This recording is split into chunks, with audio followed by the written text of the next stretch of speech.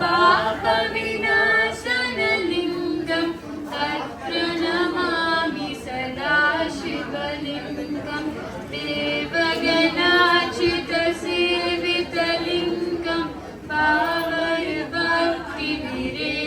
च लिङ्गं दिनकरकोटिप्रभाकरलिङ्गं तत्प्रणमामि सदा शिवलिङ्गम् अष्टदलोपरिवेष्टितलिङ्गं सर्वसमुद्भवकारणलिङ्गम् अष्टदरिद्रविनाशनलिङ्गं तत्प्रणमामि सदा शिवलिङ्गं सुरगुरुसुरवरपूजितलिङ्गं सुरवनपुष्पसदाचितलिङ्गं परमात्मकलिङ्गं तत्प्रणमामि सदा शिवलिङ्गं